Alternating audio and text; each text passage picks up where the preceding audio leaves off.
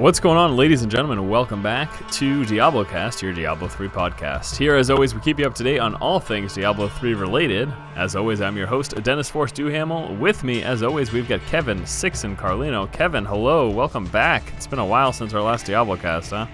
Yeah, I mean, it's been a long while. I mean, we had BlizzCon 2 weeks ago, and last week we didn't do one, so it's been a couple weeks. Yeah, just a whole bunch of stuff going on. But obviously, with that said, we do have a fair amount to talk about now. I'm sure you guys are fairly up to date in terms of what has happened from BlizzCon. We didn't really get any major Diablo announcements, but just recently we got the 5th patch for the beta. And there's actually a ton of content in there to discuss and mull over, and that's basically going to take up the bulk of our discussion today between me and Kevin. And then in addition to that, we'll also be talking about the secret beta code. What does he mean? You'll have to wait to find out. So let's start off with a discussion of the patch notes, and we're just going to go ahead and run through everything.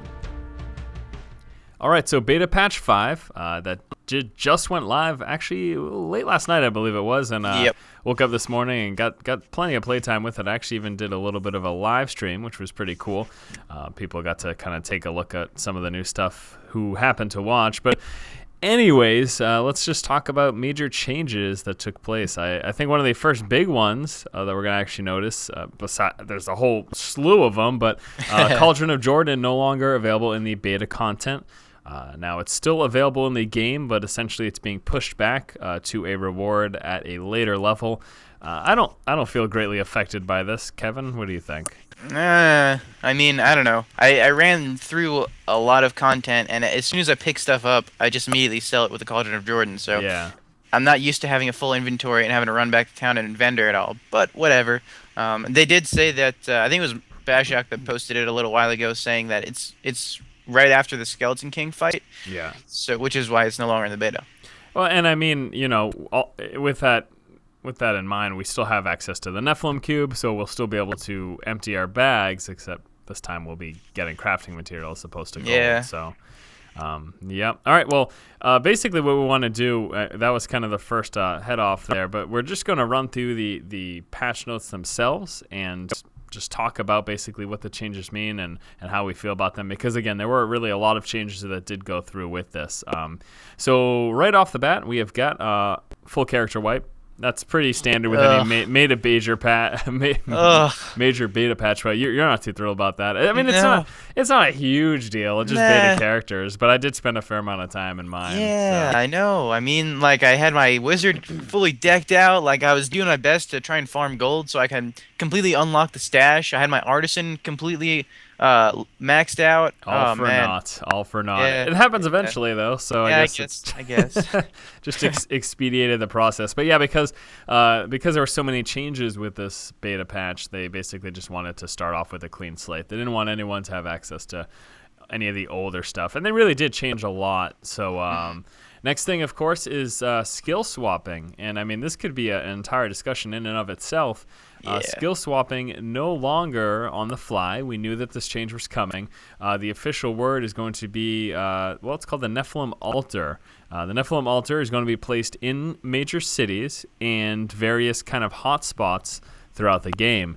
It says specifically here, Nephilim altars are currently located in New Tristram, as well as in key locations throughout Act 1. And essentially what you have to do is you have to click on the altar in order to actually even sort through your skills, even to look at them. You can't even look at them, and that's something that I feel could very well change. I don't see why that restriction even exists. It doesn't make a lot of sense to me. Basically, to even pull up the skill pane and see all the skills, you need to be right on top of the Nephilim altar. And I mean, I can understand not changing it, but at least let us see it. Like, that's a weird restriction. And yeah, it's going to be for both active and passive skills. But just kind of briefly, how do you feel about the Nephilim altar and the new edition of this, Kevin? Well, I mean, I'm not a huge fan of this. I mean, like I said when we first had this discussion a couple weeks ago in our earlier podcast, when we found out that they were going to be changing it, or that they were toying around with the idea. I mean, I don't know. I don't really like having to run back to town, because essentially they changed this so that way we're not sitting there swapping skills in the middle of a fight. I agree with that. We shouldn't be able to. That's makes sense. But to force me to run back to town, I disagree with that, because now instead of just finding a safe place out in the wilderness, now I've got to wait for my Stone of Recall cast time to get back to town to click on the altar to run out. And So- you know, I mean, I don't know. I feel like it's a ridiculous delay for no reason. I would be okay with them adding. I'm sorry. I would be okay with them adding like a combat system, even if it delays the game. Like that's fine with me. I don't mind them adding a combat system because it's a hell of a lot more fun. I don't like the delay. Mm. Just to clarify too, I just wanted to make sure that people know it's not exclusive to towns. There are, there Yeah, are but Nephilim altars in the wilderness. I mean, Cathedral Level 1 is where I saw that was another the one. only place I saw one. Yeah. Right. So far. I mean, I haven't played through. I was playing this morning. I got to the quest. What is it? Like? I think I'm at Cathedral level 2 now. Whatever. Okay. So Yeah. But I just wanted to make sure that people knew it's not only going to be a town. I'm assuming basically Yeah, but probably the entrance of major dungeons like in a cathedral for the first third of Act 1. But no, I certainly understand like your point still stands in that it's still having to completely leave combat to switch skills. right. I mean, if there's no reason why I would run all the way back to the beginning of a dungeon when I can just stand there and let my guy cast Stone of Recall and just not have to move anything. Like, Sure. I'm never going to run back to one of the ones out in the hot spots in, as you said it, in Sanctuary, when I could just cast my Hearthstone and run back to town. It's just the only time I'm ever going to use those out in the middle of nowhere is when I'm actually just getting there. No, I just happen to run by. Maybe I'll click on it and see if I want to change anything. But I mean, this morning when I was playing, I was running through like, okay, I just hit level 8. I got to remember before because I was in the cemeteries, so I wanted to go back to town and change and get electrocute before I. Oh man, why is somebody calling me on Skype? Okay, right. I had just leveled up. I wanted to change to electrocute before I started the Jar of Souls random event because I mean I'm using like magic missile. It's not gonna really kill much of anything. So I mean it was silly that I had to like clear out some stuff and I had to keep in mind I have to make sure that I run back to town so I can swap my skills.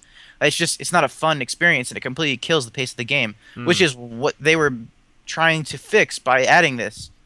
Right. Yeah. I mean, that is certainly true, and that's definitely they had initially said, hey, for various changes in the game, basically they want to keep us in combat. I mean, the addition of the Nephilim cube, and the Stone of Jordan. That's right, exactly. Is that what? No, it's not the Stone of Jordan. The Cauldron of Jordan. Cauldron of Jordan and Nephilim Cube. The addition of those things were specifically to keep us in combat. And then all of a sudden, they're throwing a wrench in the system here, and all of a sudden, we have to Hearthstone or Stone of Recall back to town all the time now to change our skills. But I think that I guess the counter to that is maybe they're hoping that we're not constantly changing skills. I think that's the point. It's kind of to discourage it.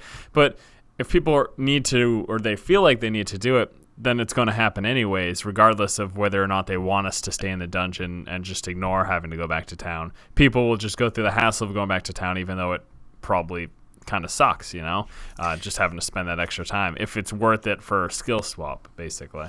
Well, I mean, now that you brought up that point, I mean, I guess past normal, we're really not going to be swapping skills much anyway, other than if we want to completely change our build, which makes sense. So why don't they just allow us to hot swap skills through normal and then change that once we hit Nightmare? I mean, that would make more sense. Or, again, they could just completely add a combat system and allow us to change skills wherever, as long as we're not in combat. Yeah, I mean, like you said, that is something that would probably add a pretty significant. It may not sound like much to maybe like the average listener or people who don't really know much about, I guess, programming and stuff. But I feel like that's a significant undertaking that would take a long time, and it probably would delay quite a bit. But you're saying you would rather just wait for that to take place. Huh? Yeah, definitely. I mean, if it's going to allow me to have more fun in the game, I've waited 10 years now. I'm okay with waiting another month or two. Like, I don't know. I don't really feel like it's going to be that. I agree. It's probably going to be quite an undertaking, to actually complete it. But once it's done, and then I don't have to worry about. I don't know. That's just me. Yeah. Well, I mean, I don't know if that's going to happen, or I don't know if they're just going to completely revamp what they're doing now. I mean, I think something that could be really easy to do as well is maybe have purchasable.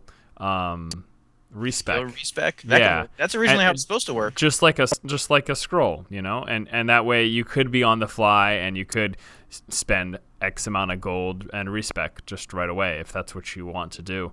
But then that may be an issue because since gold actually equates to real world dollars now, I don't know if they want that kind of sync to be there. I don't know. It's interesting. We'll have to see. I'm not terribly upset with it, but it kind of feels. I think Jay Wilson said this during our interview. What they have now kind of feels a little clunky. It kind of feels a little maybe even awkward. So hopefully this is something that they end up polishing up a little bit because it doesn't feel right to me. Right. I think so. I mean, I'm right there with you, and I completely agree because I mean, like we were saying earlier, it just kills the pace of the game. Mm-hmm. Yep. All right. Next up is going to be some quest changes that have taken place. Gold rewards from Quest have been significantly reduced, so the amount of gold that we receive as a reward from Quest has been reduced. I just restated the sentence.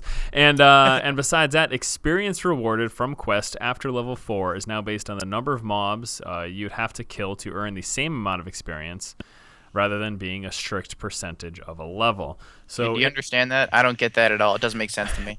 Well, I mean, there's been a change. I know this much, that there's been a change from, I suppose in the past, Quest always gave a set amount of percentage. It gave per whatever level. But I don't even know what percentage that was. Neither do I. But I mean, hey, let's just say it was 25%. So completing a quest gave us 25% of a level. Mm-hmm. Okay, so now instead of it being percentage based, now it's the amount of experience we get is based on the number of mobs we'd have to kill to earn the same amount of experience. So but what amount? And how many mobs? So how much experience is that? Like, that doesn't tell me anything. Yeah, this doesn't tell you, but we know that the internal reworkings are different. So maybe let's say a quest is going to give you, a quest reward is going to give you, be equivalent to like you killing 50 mobs. So as you level up, as the experience gained per mob changes, that's how the increase will change. Does that kind of make sense? Like, yes. I feel like that's how they're doing it. So instead of saying, okay, quest give 20%, now it might be quest give you 20 mob kills, and then whatever XP that would give you at your level, that's how you would increase. I think. Wow. That might be how it is. Sense. I have no idea if you got that from this sentence of the past, but that actually makes sense. I tried to pull something out of it. That might work. What you just said is logical. I just have no idea like how you pulled that. Like, this confuses the hell out of me. I'm sitting like I read it a couple times and I'm like, that just doesn't make sense. Like, great, it's based on the number of mobs you'd have to kill to earn the same amount, but it doesn't tell me what the amount is. Yeah, it's I don't know, whatever. But I think that might be what it is. So. But again, this does not give us any of the internal workings as to how it actually is going to be laid out. They don't tell us it gives you this many mobs killed or this percentage. Again, because I didn't even realize it was a percentage based. So that this is all. I feel like this is something they probably could have just excluded because we would all not.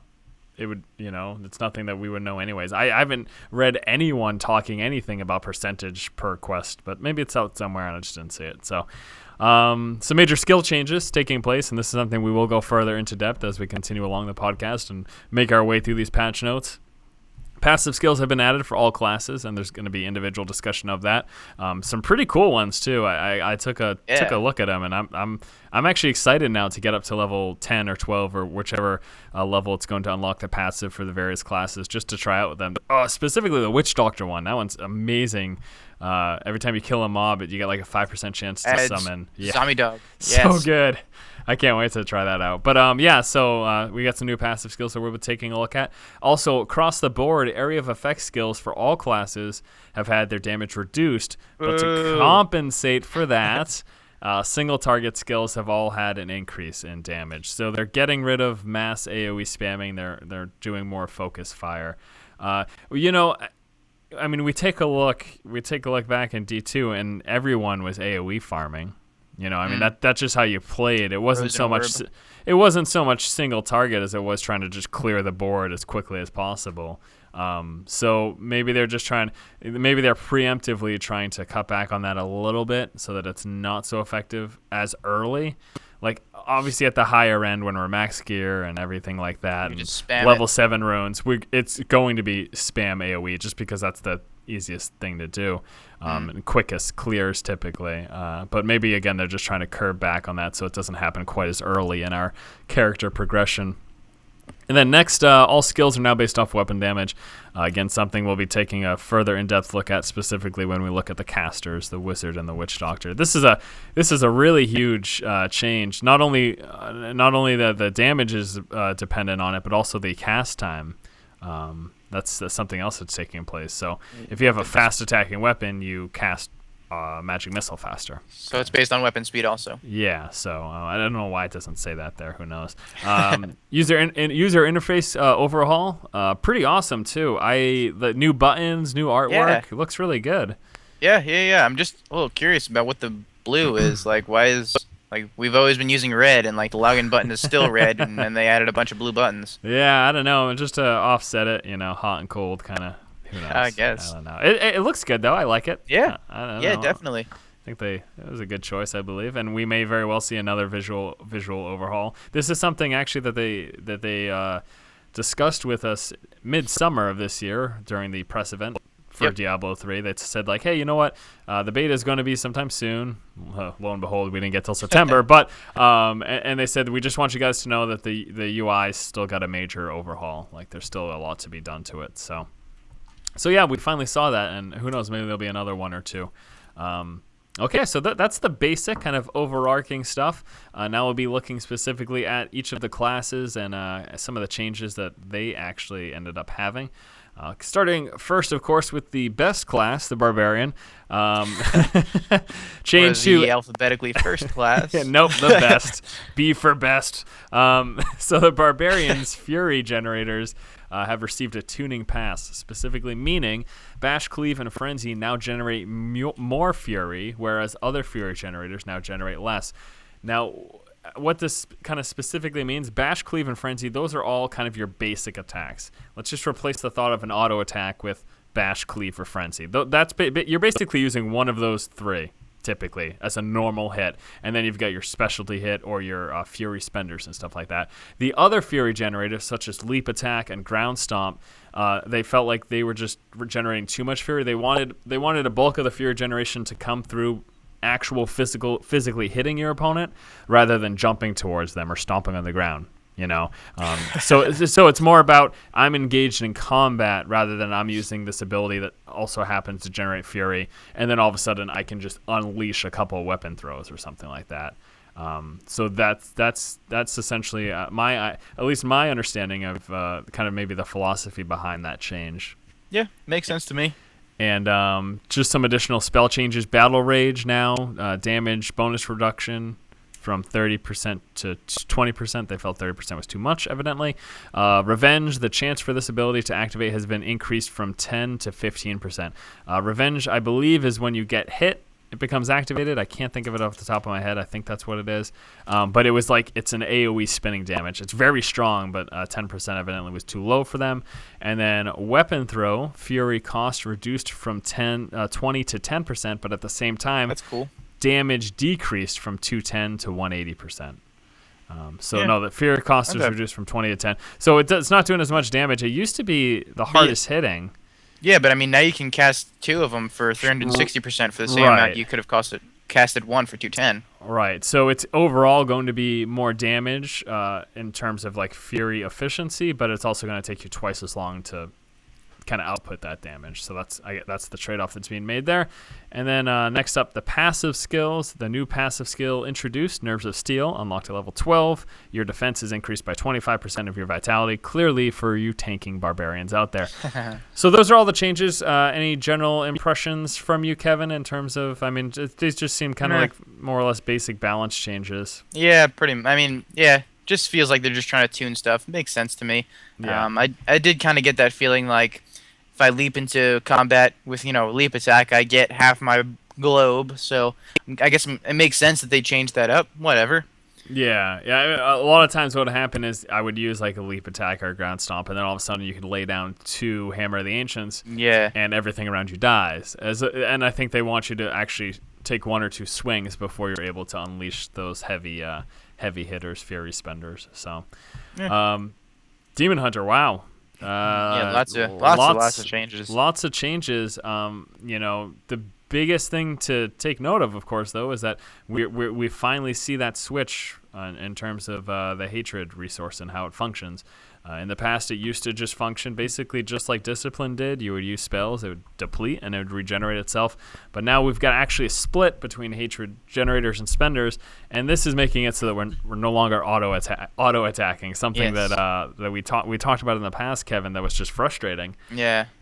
It's no longer an issue. Did you get to play with the Demon Hunter this morning at all? I did not. I played through the Wizard, but Yeah. I have to say, like, from what I'm reading, I plan on going through it. I just haven't got a chance yet. But I mean, we're gonna get to this in a little bit. But I like that evasive fire costs discipline and generates hatred. Like, that's awesome. That is the system that Tyler and I were talking about. Way back when we didn't know what the Demon Hunter resource was. Mm-hmm. I mean, using discipline now generates hatred. So it's that balance again. So when you use one, it generates the other. I like that. That's awesome. Yeah. And we'll just quickly run through the list. We have got the hatred generators going to be Bola Shot, Entangling Shot, Evasive Fire, Grenades, and Impale. So all of those abilities will boost up your hatred. Hatred Spenders, Elemental Arrow, Hungering Arrow, Rapid Fire, and Chakram. How do you pronounce that? Do you know? Chakram? I think it's Chakram. Yeah, that's how I say it. It doesn't really matter, I guess. And Discipline Spenders, Caltrops, Shadow Power, Vault, and Evasive Fire. So those are that's how the breakdown's going to work. So basically, what would typically happen in combat, you'd have to think that, okay, you start off with full hatred, so you're probably dumping out a few hatred spenders. I was using a lot of Hungering Arrow, and then switch to some hatred generators, such as to a couple of like Bola Shots or Evasive Fire or Impales, and then go back to your, say, Hungering Arrow. That's just an example, kind of the basic combat flow. I mean, it's pretty obvious with the generators and spenders, but again, the notable difference is that in and of itself, there's a passive regen anyways to hatred, so it's a little bit different than like Fury generators and spenders, as it's kind of just increasing itself on its own anyways. So yeah, I did play through it. It was pretty cool. There was also some changes that we saw for the Demon Hunter in terms of damage, some balance changes. Again, this is something, it's just the kind of fine-tuning stuff. Bola Shot going from 100% to 105% damage. Chakram damage reduced from 150 to 135%. Grenade damage increased, vitally needed. That was a very, very underused ability. That was changed from 75 to 80%. I almost wish it was up to like 85 or 90%. 90, yeah. But yeah. Hungering Arrow got an increase, and this is going to be, I feel like, and especially since it's a hatred spender, I feel like that's definitely going to be used quite a bit. Yeah. For kind of single target damage, and then you've got the piercing. But so the damage increased from 115 to 145. But in addition to that, it used to be the case that the pierce chance would scale with level. It doesn't do that anymore. It's now going to be a fixed 35%. So no matter what level you are, you have a 35% chance with Hungering Arrow to pierce through the target, hit additional targets, is how that'll work. Impale got a new spell effect. Weird. It was weird. I played through that, and now with Impale, you just throw a knife. Oh, seriously? Yeah, it's a throwing knife. Yeah, it's okay. It feels weird to me, because Impale, I don't know, I thought it was just supposed to be this massive arrow. I mean, not that the arrow size changed, but a massively hard-hitting arrow, and now all of a sudden it's a little dagger. Throwing dagger. I'm like, that's that's not as exciting. Rapid Fire got a damage increase from 35% to 38%, and then Shadow Power attack speed bonus reduced from 50 to 30%. I think 50% to begin with was ridiculous. Oh, that's awesome. It's just so much. Absurd. Yeah. Yeah. So yeah, those are some basic balance changes, but this change overall for the resource system was vitally needed. I'm glad they went through with it. Whether or not they fine-tune it a little more, it doesn't. I'm not too concerned with. Just the currently in place system feels pretty good. No more auto attacking with your Demon Hunter, and like Kevin said, really like the evasive fire duality there, the costing discipline and generating hatred. I think that's awesome. So hopefully you'll get to play with it sometime and actually take a look at that. Yeah, I'm gonna check it out in a little bit, actually. And okay, we got a new passive as well. Tactical advantage unlocked at level 10. Whenever you vault, smokescreen, or backflip with evasive fire, you gain 60% movement speed for 2 seconds. That's sweet. I like that. That is very sweet. Yeah. Passives are just in general. I mean, like we read through these first 2 already. We're like, oh, that's awesome. We have to realize we only get 3. Yeah, right. We can only choose 3 of them. But that's how they're meant to be. They're meant to be just like unreal kind of abilities that everyone wants, but you can only pick. You gotta pick and choose. So. Yep. Oh, all right. Next up is going to be the monk. Unless you had anything else to say about the demon hunter. No, I mean I'm, same with me. I'm really happy that they're changing it. I mean, I really didn't feel like the demon hunter was fun. It was the only class that I couldn't spam skills with. Every other class I was able to use a skill. Demon hunter was the only one that I actually had to use my auto attack. Didn't like it at all. Yeah. Yeah. No, it's again much needed, and I'm glad it came through. So next up is the monk. Monk mantras. This is again a change that was discussed probably about a month or maybe in 2 months. I feel like we were in the summer when we talked about mantra changes. Nah, I don't think it was that long. No? Maybe. I don't know. Maybe it's just still hot here. Maybe it was a hot fall. Mantra changes. Essentially, all mantras now have a 15-second cooldown, but they still do their basic, it does whatever, increases your dodge, whatever mantra you're using. It still does that for 2 minutes. But in addition to this, you have double that bonus within the first 3 seconds of activating it. So, if we're dodging for 50%, now we dodge for 100% for 3 seconds. And this becomes a much more spammable ability as opposed to just a buff that sits there. And this is interesting because like we talked about, well, what about like the Wizard. Barbarian and the Wizard who have these buffs that last 2 minutes and they just sit there, Right. I don't know. I checked. Ice Armor doesn't do anything special. I mean, I did like that they have, or at least it appeared that there were some new animations for Ice Armor. It looks pretty sweet. Like whenever I'm running around, like you see like little chilling effects and stuff, like particles flying off. It's pretty sweet. Yeah. I mean, I like the new animation, but make it do something. Yeah, I know. It's an interesting design decision, but I think my general consensus during our last discussion of why the other buffs were basically just like this is maybe part of the monk's feel that he has this kind of these extra things because the monk is I don't know. I want extra things. Yeah, I know. Play a monk. I don't Yeah, I guess. And then just quickly we'll run down the list of some of these balance changes. Blinding Flash got its spirit cost reduced from 50 to 30%. Also the duration down from 5 seconds to 3 seconds.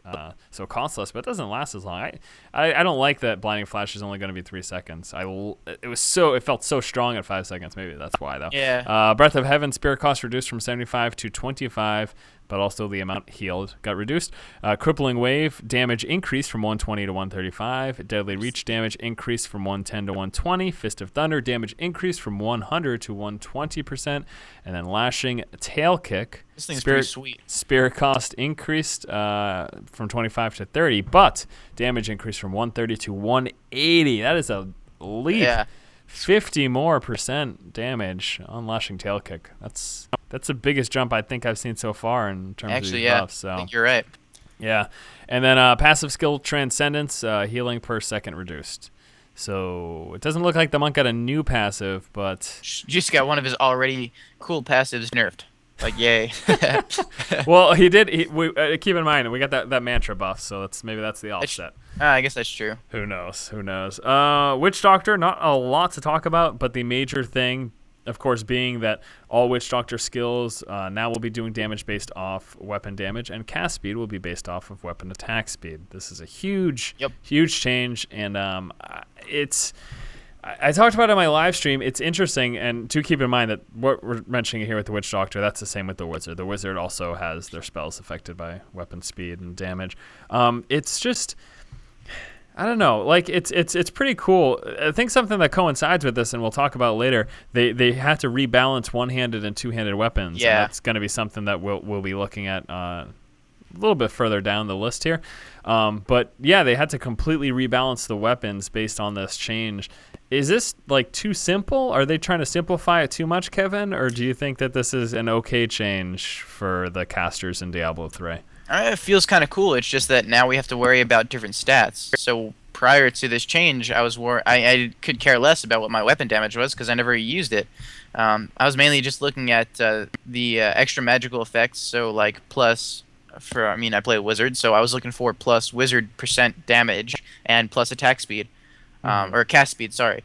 Now, I mean, I don't think I've used a wand at all. I think I'm using like some sword that does a bunch of damage and has a quick attack speed, just because. I mean, that's where all my damage and speed comes from. I mean, I need to have a weapon that does that now. And now I actually have to decide between, okay, do I want weapon speed or weapon damage and attack speed, or do I want plus stats and whatnot.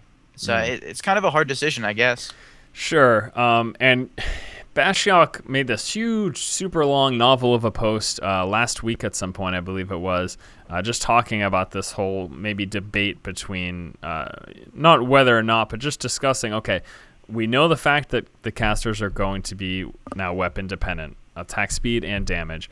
But now where does that leave us in terms of one-handed and two-handed? I think that a general thing to consider now is, as a caster, you're always going to have the decision, besides general upgrades, like if you decide, okay, I'm going one-hand and offhand, great. Then whenever you get an upgrade that's faster, does more damage, you take it, obviously. Right. But you have the decision between, do I want to be more mobile, attacking faster, and doing less damage, or do I want crazy arcane efficiency where one attack is just doing massive damage because I've got this two-hander that's got a crazy top end. You know what I mean? Yeah. So it's going to be a balance for casters now, but between that, again, it's either arcane efficiency, lots of damage, slower attack speed for the same amount of arcane power, or my spells hit less, but I can also be much more mobile. It's interesting to me. I think that maybe a general philosophy that is going to come forth at some place.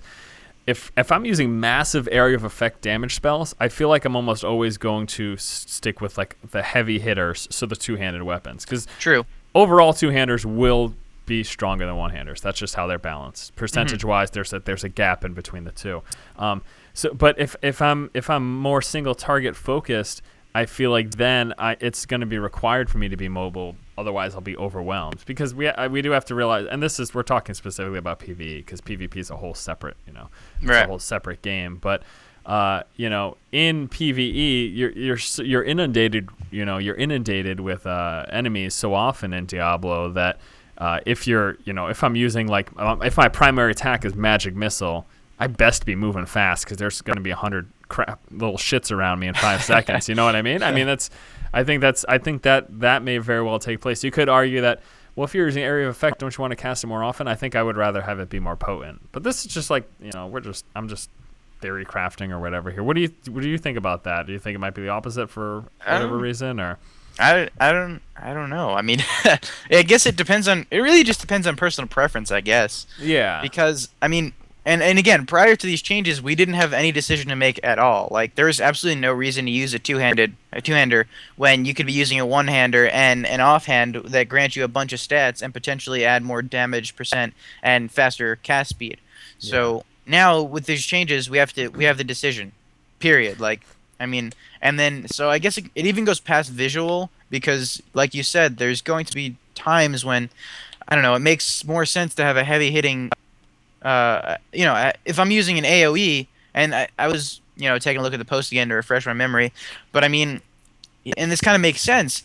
If I'm using an AoE, and with a two-handed weapon it does 300 damage, and a one-handed weapon it does 200 damage, and the monsters only have 150 health, like, it doesn't really matter. Like, it's going to make more sense for me to use the one-handed weapon and the offhand, because either way, they're going to be dead. The difference is that I can have more stats with the offhanded weapon. And attack speed. Yes. No doubt. If you're using one hand offhand, you'll attack faster. Right. Obviously, there's rare instances that you could have a two-hander that's fast, but we're just talking in generalities. And most of the time, if you're going one hand offhand, it'll be fast attack, less damage. If you're going two hand, it'll be massive damage, slower attack speed. And I think the other thing to keep in mind, and actually in Bashiok's post, to go back to it briefly, he said that as of now, the testing that they're doing, people running through Inferno mode are favoring one-hand offhand, not only because of the quicker speed, so extra mobility, which you kind of want to be nimble and on your toes when you're playing those harder difficulties, most certainly. But also the offhand, you're always, like Kevin said, you're always going to get stats, and more importantly, health. They've made the change. Yeah, they've made the change too, though, that it's always going to add a percentage damage to your character. Yeah. Like no matter what, like the books, the orbs for the wizards, you're going to get extra wizard damage. The voodoo dolls, you're going to get extra witch doctor damage. And that's like guaranteed, from what I understand. That they're just incorporating that into all offhands now. So yes, again, I think it's probably going to be a lot of the times too, just whatever's best at the moment. You pick up an amazing, you find a really good two-hand, and it's just so much better. Even though it's slower, you'll take it. But then you get a really cool offhand, and you can take your crappier one hand with it, because overall you'll get more. I mean, it's going to be it'll be an item game, just like Diablo 2 was. You'll be bouncing back and forth between things, but it's pretty cool. I don't know. I like the change, even though it may seem like it's simplifying things. I think overall it's pretty neat. Yeah, I agree. I mean, it makes sense. Adds more customization through items, I suppose, instead of just a flat, hey, this is how much damage you do if you pick the skill. Yeah. And then I think that for some people too, there's a confusion, like, okay, well, how is this getting stronger? Is it just by plus attack spells? Is that it? Is it getting stronger on a level? So this makes it very clear. Like, you get another weapon, you get stronger. That's how it works, plain and simple. So. From what I've seen, it's pretty noticeable. Like, even like just a difference between a 1.4 and a 1.5 attack speed. Like, it's a noticeable difference. Yeah. I played around with that earlier, and it's pretty huge. Yeah. Pretty cool stuff. So more that was, again, that kind of summed up the witch doctor and the wizard. Now let's finish off the wizard changes here. Witch doctor changes, rather. Thank you. Yes. So firstly, we've got Circle of Life passive skill, and this one I just can't wait to play around with. It's going to be unlocked at level 12. Anytime an enemy dies within 12 yards, there's a 5% chance that a zombie dog will automatically emerge. I feel like that's awesome. That is amazing. I wonder how many. I feel like with this, maybe there won't be a cap even, and you could just be walking around with like 50 of these things. And that'd be awesome. And then Jungle Fortitude, which is kind of another pet-based passive. Unlocked at level 10, reduce all damage taken by you and your pets by 20%. That is going to be used in PvP. 20% damage reduction. I guess that's true. Pets aside, that's a lot of damage reduction. That's going to be pretty awesome to see. But I guess that's true. I mean, you could use this passive even if you're not, like, if you want to go one of those non-pet witch doctor builds and you want to do melee or something like that, or I mean, you're right, that makes sense. 20% damage mitigation. That is nothing to shake a finger at. That's lot. That's a lot of damage mitigation. So 20% less of a finger shaking. That's right. All right, Wizard. Let's see. Wizard has got the spells reworked from 6 to 13, basically, the way they appear. A slight little adjustment. Essentially what's happening is that you're going to unlock offensive and defensive spells in alternating order. So you get Magic Missile, and then you get Frost Armor. And then you get what is it, Shock Pulse, and then you get Frost Nova. Just like, that's basically how it's going to work: offensive, defensive. Yep. And then of course the same with the Witch Doctor. Damage is based on weapon damage and speed. And then new passive skill, Critical Mass, unlocked at level 12. Your critical hits reduce the cooldown of your spells by 1 second. This is kind of cool. Yeah, that is pretty cool. And that's also one of those things that gets exponentially better as you get more and more geared up, because your crit chance increases, you're critting more often, you're reducing your cooldowns more often, and then all of a sudden you've got no cooldowns and you just spam crap all day. Because I wonder if you can crit on teleport, in which case you can just spam teleport. Well, I mean, if you ruin it to do damage, true, you could. Interesting. You teleport, you hit, and you do damage, and if you crit, then you're going to get the cooldown reduced by 1 second. That's clever. It's awesome. So that's it. Major changes there for the Wizard, Witch Doctor, Monk, Demon Hunter, and Barbarian. And now we move on to just some general game discussion. We've got followers, Templar, skill changes, Guardian ability now unlocks at level 20 instead of 5. So in the beta, no longer get to test Guardian. Not a huge deal for those of you not in the beta, and I don't know. It's not. I don't think that's a big. I don't think any of these. I mean, the Templar changes aren't game breaking for me. Yeah, no, they added. They changed taunt with Guardian, is what it looks like. Yeah. Okay, yeah, I see. So the heal provided is now scaling properly. Apparently it wasn't prior. When activated, ability will heal you for 1/4 of your health every 15 seconds. Will only heal when a player is below 50% down from 67%. So you have to be dipped a little bit lower before the heal will actually be activated by your Templar. Intimidate, slow amount reduced from 80% to 50%. Snare was too much in the past. Intervene. Whole new stuff. Taunt. So now it's called Taunt. Unlocks level 5. Radius of the monsters be taunted. Now it's called Intervene. It was Taunt. Intervene is now Taunt is now the new name for Taunt. Derp. Sorry. Yes. Damage reduced from 10 seconds to 5 seconds. Duration reduced, rather. Will now only cast when a player is below 50%, and then cooldown increased from 15 seconds to 30 seconds. So yeah, just a little bit of a change there. Taunt is now intervening. And then loyalty, life regenerated by this ability will now scale properly. Again, something apparently wasn't scaling properly before. Now things that actually matter. Some item changes. You're going to start off with 5 health potions now. What did we start with before? 1? I think it was... Actually, yeah, I think it was only 1. I think you're right. Yeah. So and then there's 2 in our stash. Yeah. And then, let's see, health globes are now, this is good. This is an awesome change, I think. This is a pretty big change, too. Yeah, actually. Health globes now heal you over 1.5 seconds rather than 5 seconds. So you heal a lot quicker, more than 2 times quicker. You'll be healing from health globes. That's pretty significant. Yep. So, this is a really big one, too. And we can talk about this for a moment. Yeah. Let me just check the elements real quick. So the number of chests, shrines, and other interactable items, such as bookcases and loose stones, have been greatly reduced across the entire game. So we're not going through as many bookshelves. We're not opening as many chests. We're not turning over as many loose stones. We're not breaking as many barrels. Anything like that could result in getting an item has been cut back. What do you think about that, Kevin? Hate that. I like just walking around and killing shit. Well, like, let me try to sway you then. Let me try to change your mind. I thought of it like this, and I did the live stream earlier today, and I mentioned this exact thing during my live stream. I said, all right, let's think about this. I'm clicking a button and I'm breaking a barrel. Like, that's not exciting, but it's not just that. Like, that's part of Diablo. That's cool. I understand.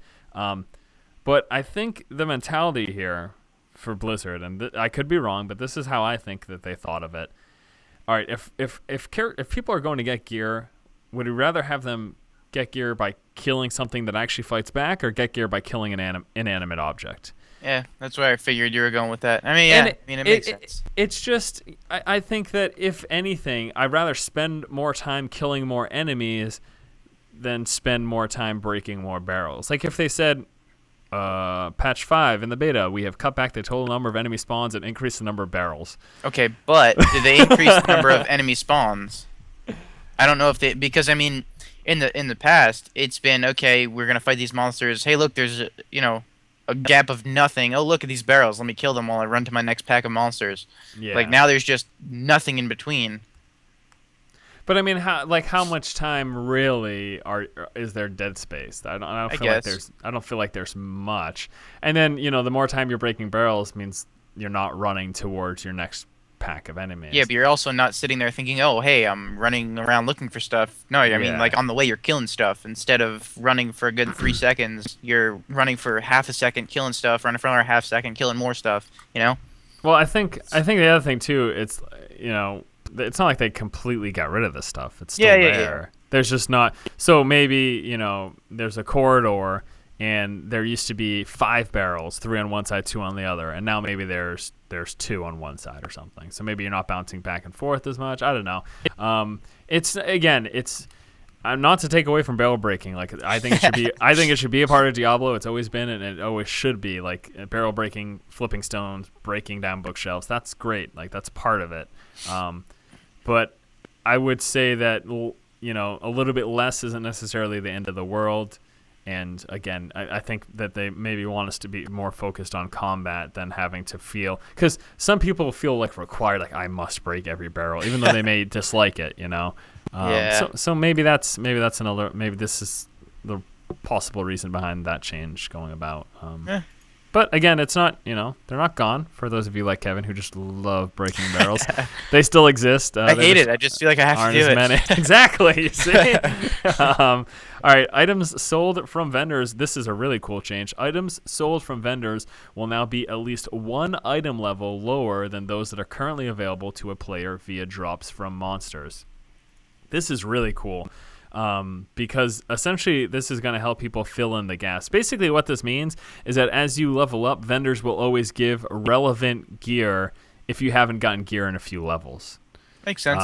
So like I get boots at level 20 and I play, I get all this other great gear. Level 25 comes along and I haven't found any new boots. I go to a vendor, hey, he's selling boots, and it's equivalent to a level 24 enemy dropping a pair of boots. That's obviously likely to be better than the level 20 boots that I have. So it's an increase. So basically, as you level up, if you're lagging behind in these gear pieces or you haven't picked up a certain piece of gear in a long time, chances are good that if a vendor sells that slot, it's going to be an upgrade for you. So I think this is to help kind of fill in those dead times of you just getting crap for drops out of certain things. In fact, I saw a screenshot today of a rare item from a vendor that someone saw on their Demon Hunter. Yeah, there was a rare one-handed crossbow available. Like I was like, that is awesome because I haven't even seen a rare one-handed crossbow yet. Like, so yeah, that like a change, something like that. It's pretty neat. That's a good change. I think I'm happy with that. Yeah. Next up, a level of an item is now much more likely to match or be close to the level of the monster from which it was dropped. The affixes that appear are much more likely to be from the upper range. I think essentially they're just saying, whatever level monster you're fighting, you're going to get something basically around that. Chances aren't great that you're going to be getting. Chances are diminished now that you're going to be getting, because this is much more likely something that's way, way like above your level, basically. So that's nothing really big to say about that. Straightforward, they're just making sure that we're getting a gear equivalent to our level or to what we're killing.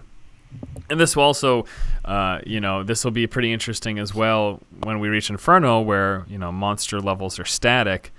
So. True. I think that this means like that the chances of getting level 65 equivalent gear in terms of stats, because again I think people if you don't know much about maybe the way like RPGs will work a lot, you can think of it like this: as you level up, there's just like a total number of stats that a piece of gear can get, and every time you level, that piece of gear equivalent to that level just has like 5 more possible stats.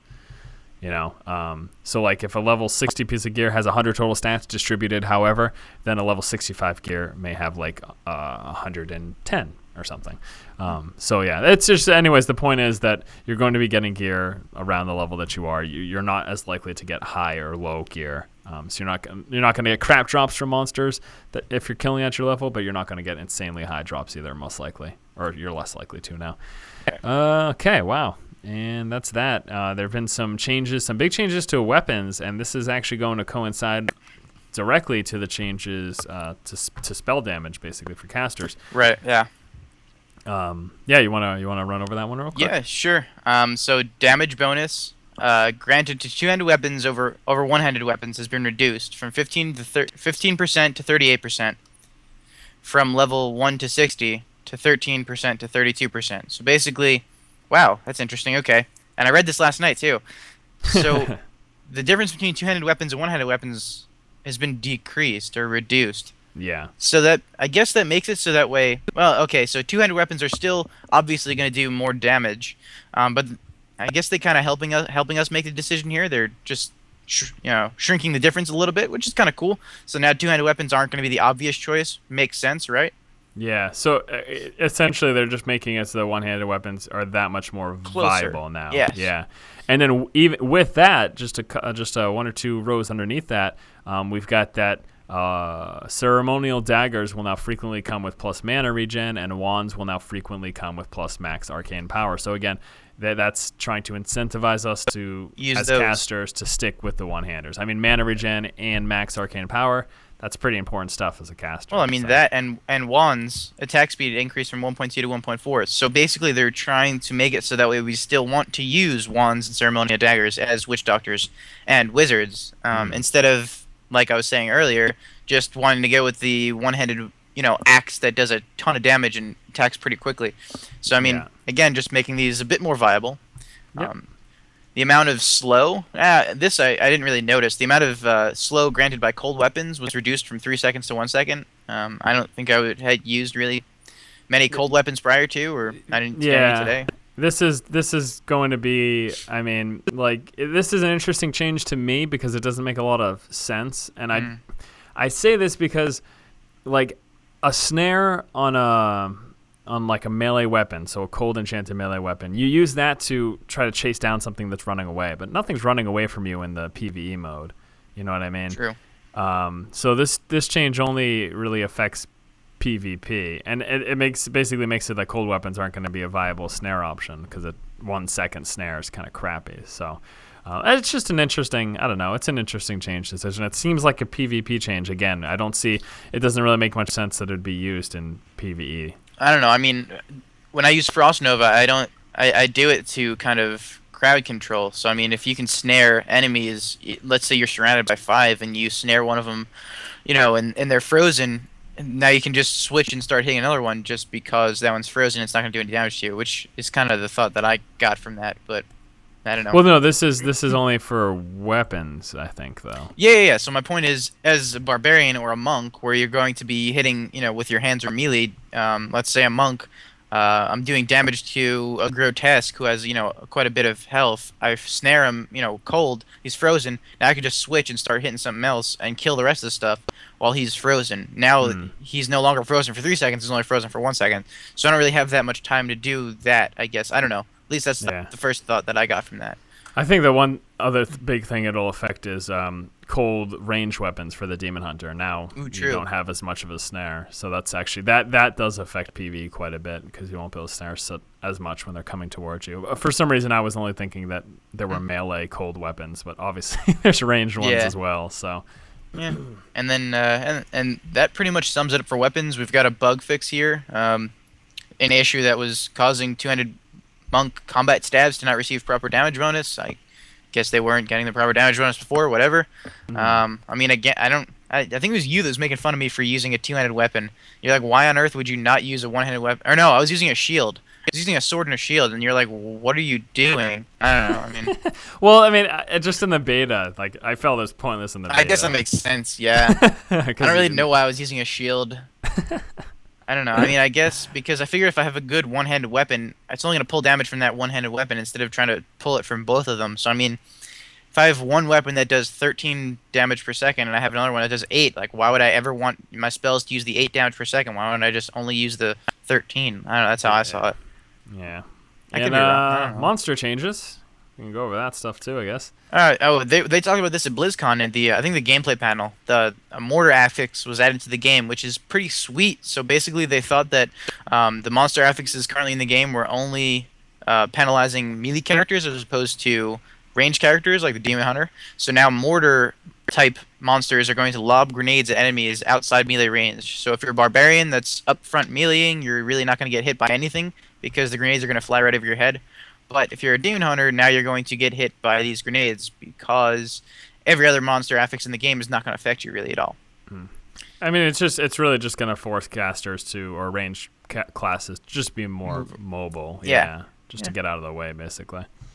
Lightning bolt damage from electrified enchanted monsters was reduced by 40% from we don't know what to begin with. Whatever. Although I can't really see why they did that for electrified enchanted, but not arcane enchanted. Like the arcane enchanted mobs are what killed me my first run through. Like that was the only thing that killed me. But I read something about a change. I can't find it right now, but I think that there was a change. Basically, they tried to make arcane enchanted less effective. I can't find it at the moment though. We'll have to see. I'm sure we'll probably just mention it next podcast once we get a chance to actually play through the beta a couple times. So. Sure. Okay. And actually find some of them. Yeah. Monsters that are enchanted to an element, so like molten or electrified or poisonous, whatever, now correctly have 50% resistance to their chosen element. So, for example, a molten monster will have 50 resistance to fire damage. Makes sense. Wretched monsters in Act 1 can only summon one zombie at a time. I guess I didn't really notice it summoning more than one at a time, although I did see a video of some dude getting like crazy, like 200 massacre kills or whatever because he just like ran around and let everything just get summoned and then just had a ton of monsters to kill. Right. Treasure goblins are now immune to fear. I never tried to fear a treasure goblin before, so really not a big difference. Skeleton King. This is kind of surprised me because That huge buffs. Yeah. Unreal. Because they've been saying all this time that they want the first third of Act 1 normal to be relatively easy and kind of a tutorial. They don't want to. Not the boss. Yeah, like holy crap, like. It's a 3 times increase. So whirlwind damage increased from 100% to 300%. That's kind of crazy. And a cleave damage increase from 80 to 100%. It's not a big deal, but like whirlwind, that's ridiculous. As it is, it already hits pretty damn hard. I'm okay with it. Like I think it's kind of cool, but that's a big leap to take from like from 100 to 300% damage. Like that is nuts. So it'll be cool to see.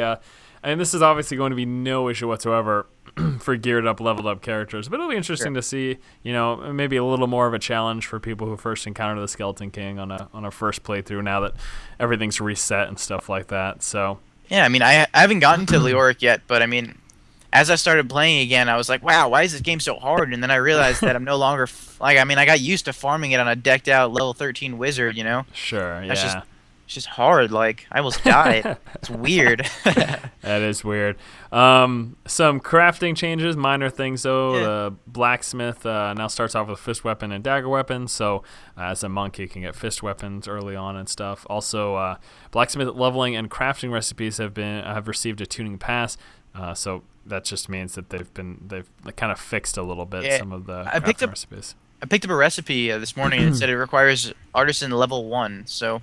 I mean, obviously it starts off at level 1, so I don't really know why I can't use it still. But, but I'm guessing that's what they mean now. Now, artisan, in order to use certain recipes, you have to, the artisan has to be a certain level. So level requirements makes sense. Although I don't see why they didn't add a spear, because if you're playing alone and you want to, you want to craft an item for a follower, you can't, because you can't craft spears with the blacksmith yet.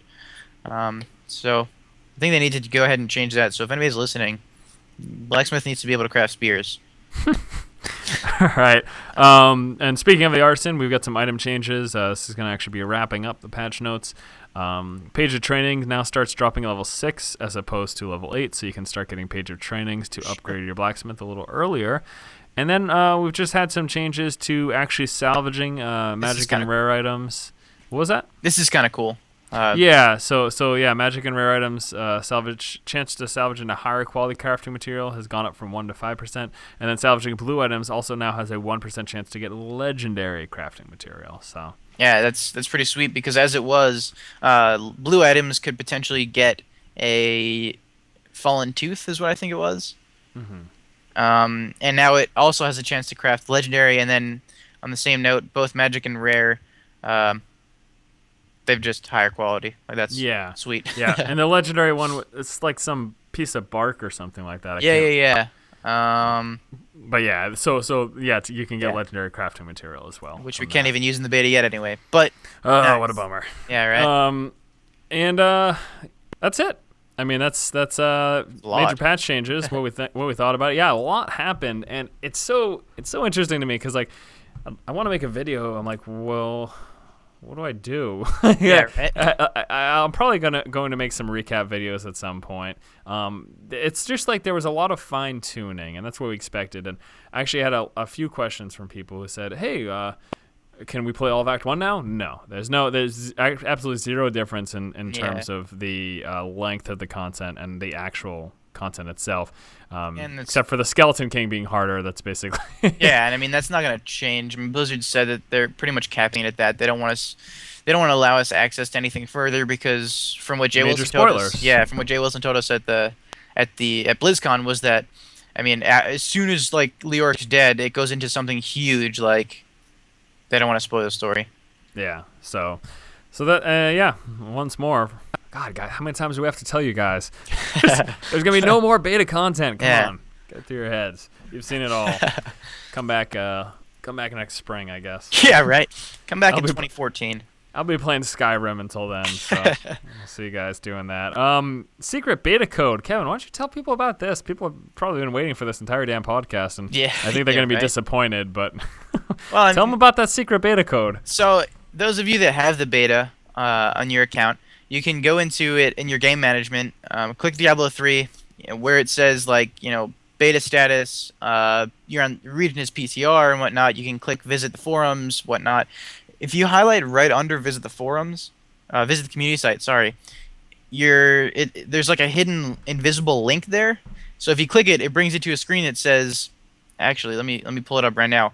But basically, it's a spot for you to go ahead and like I don't know, like it's asking for like a secret cheat code, and I mean, the first thing I thought to try was there is no cow level, which was somehow the right answer, and that got me like code entered successfully, and I was like, yeah, wow, like this is sweet, like I figured it out, and then there's just like nothing happens, and anything else ends up getting you code not recognized or basically that it's wrong. Um, but from being, just from looking at the code of this whole cheat code thing, there is some cheat code that like enables or it turns on a video and starts some kind of audio file, and nobody's been able to figure it out yet. And here it says the most anticipated secret of them all, and then that's that's the hint. And Bashak went and posted something a couple hours ago. Said, while the hell bovines are numerous and bloodthirsty, the same cannot be said for their heavenly counterparts. Account of sanctuary cattle, author unknown. So it's basically supposed to be some kind of, I don't know, like I guess another hint. Okay, spoiler warning, alert, whatever. Don't listen. Cover your ears. So in Diablo 2, there were hell bovines. In Diablo 3, there's the secret pony level, which is in heaven. So they're heavenly ponies, I guess, whatever it is that they're gonna call them. So I'm assuming that has something to do with it, because I mean there is no cow level was the successful cheat. So now the one that actually enables all the cool shit is going to be something regarding the pony level. I'm assuming. I mean, this is just a guess. Don't really know. I'm sure some people are racking their brains trying to figure it out, but I think the thing is, I mean, they could. It's not like they're, it could be disabled right now. Yeah, it's not like that. It's not like they're incapable of being like, oh no, it's out there. What do we do? Like if they don't want us to see whatever it is yet, then so this could just be another hype builder. Yeah, definitely. I mean, basically what happens is if you type in there is no cow level, it doesn't check the server for the correct answer. It just says, hey, code enter successfully. Anything else you type in, checks the server to see if it's the correct answer, and then gives you the response. So whether or not it's the wrong answer or it's the one that unlocks the stuff. So now there could just be no right answer, in which case nothing. We will never unlock this cool stuff. So they could just be messing with us. Although that would be very mean, and I mean that would suck because I'm kind of excited to see what this is. Like I'm waiting for people to figure it out. I wouldn't be too surprised if they didn't not do that just because it's mean. Yeah, I guess. But I mean, that's the secret. It's cool though. I mean, it's cool. We'll see if someone happens to break the code and they see the video or whatever. Again, the secret link is only going to be available for you if you're already in the beta. So if you're not, sorry, but it's nothing right now. You type in a word and it says successful, and then that's it. And then you do it 100 times and it says what, you made a perfect gem or something? Yeah. Oh, right. So if you try 100, if you have 100 failed attempts in a row, on the 100th attempt it tells you perfect gem activated, and then it stops. And it doesn't do anything any different either. So whatever, who cares? Yeah, right. All right, so that's going to do it for the main topics. Again, we really just wanted to focus on the patch notes just because it was so numerous and there was kind of so much to talk about. I will be actually pulling a couple of questions here from the Facebook page. I know normally I link that right to you, Kevin, but I feel like my Skype would blow up because I'm recording on it right now. So I think we'll just pull a few questions here that you guys asked us right here in DiabloCast. So here's, I guess, a really basic and quick one. Can I even find it? There it is. Glenn asked about the Demon Hunter changes and if they fix the resource problem. I can say unequivocally that the answer to that is yes. It's not. There's no resource problem anymore. It's almost impossible, with generators and spenders. It's nice and balanced. It feels really good now. I played the Demon Hunter for maybe about 40 minutes or so this morning, and there wasn't much of an issue at all. So yeah, really happy that actually finally went through, and everything's going well. And just let me know if you have a question at any point, because we'll kind of hop over there too. Let's see. I got a quick one from Enrique. Okay, The price of the collector's edition, it's $100. You think so? Yeah, that's gonna be it. Yeah, I mean I'm pretty sure. I thought they already announced that. I haven't looked at price at all. Well, I already pre-ordered. I'm a loser. Okay. Rodrigo asking about in-game, if there's going to be any way in-game to see the visual effect of a runestone on a spell. I don't know, but I hope so. I think that it would be really cool if you saw a preview. I'll say this though. Well, if there's the random, yeah, like if the random runestone system goes through like it is currently implemented, that seems very unlikely because you won't know until it's runed already. So you won't even know what color rune you got. So right. That's what I was gonna say. Yeah, I don't think this would ever happen, but I almost hope that they have some sort of tome in the game at some point that has like a full list of all the runes and their effects and the very I guess that'd be pretty knowledge cool. or something. I don't know. They could weave that into the lore somehow. Sure. Do something. I got one from Lucas. Do you think we'll meet Diablo in the first game or the expansion? Since this new Asmodon guy showed up in the new trailer, he might be the last boss before the expansion. Okay, so those of you that don't want the spoiler or the storyline ruined, close your ears again. Okay, so the first boss is Mistress of Pain, I believe, which is now something else that they called. It's one of the 7 deadly sins. The second boss is Belial. The third boss is Asmodon, and I might have the two of those mixed up. So could be Act 2 and 3 just flip flopped. I don't remember. I always forget. Act 4, the last boss is Diablo. We actually have to. The game ends with us trying to kill Diablo as he is attempting to corrupt the Crystal Arch. So Diablo's in heaven and we're killing him. That's that. You can uncover your ears now. So, sorry guys. But yeah, so yes, I hope that answered your question. Great. Man, that's really funny. Let's see here. Question here from. I'll just grab this one real quick.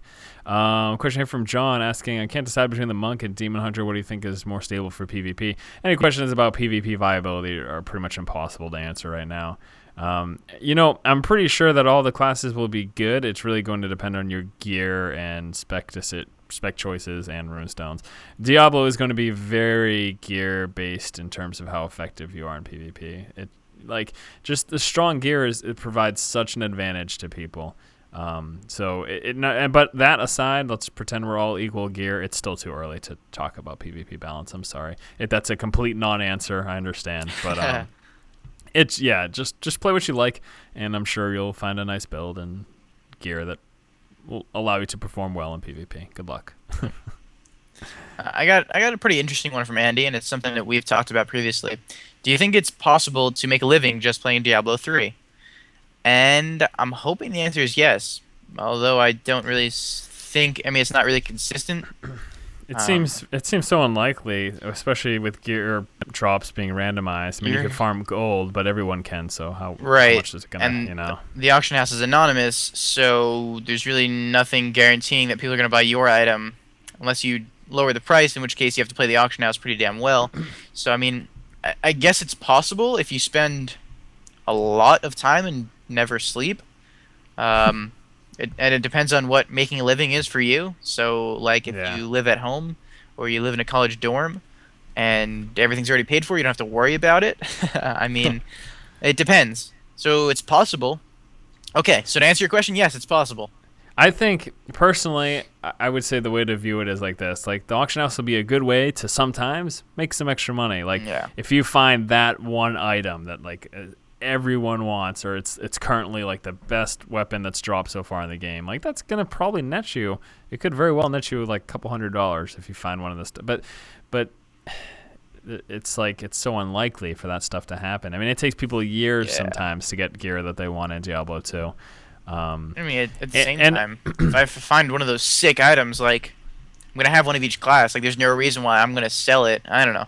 That's the other thing. Look at my shit. I'm a badass. Like, and I think I also think that, like, I don't know how much I'm going to end up selling items for that reason. Like, if I find one of the best items in the game, it's like, oh, I want that on my character now. Like, you know what I mean? And even without that, I'm sure like having friends and stuff that may be well suited for something. If you're playing the wizard and I find some super awesome wizard hat or something, hand it off to you.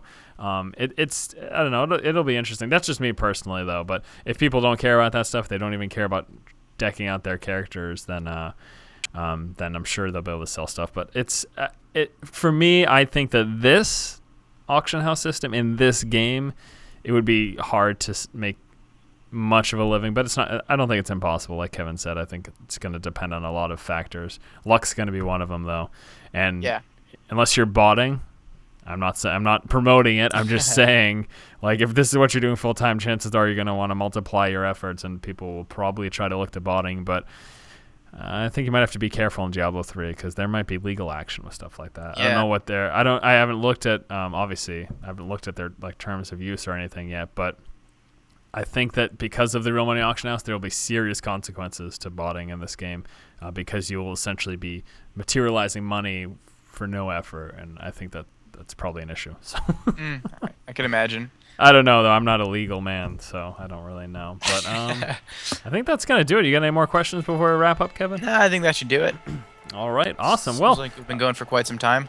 Yeah, it's been a little over an hour. Again, there was certainly a lot to talk about, even if we kind of droned on a little bit. Hopefully it was still entertaining and enjoyable for you guys. Also, clearly you probably are noting, why is this not a live DiabloCast? There have been issues with YouTube live streaming recently, so this one we just pre-recorded, and we'll get it up for you guys to watch after, and that's fine. Everything's hunky-dory. Why did I just say that? All right, guys, thank you so much for watching DiabloCast. Stay tuned next week for another episode where we will be keeping you up to date on all things going on in the world of Diablo. For Kevin, this has been Dennis. Thanks for watching. See you next time. Take it easy, guys.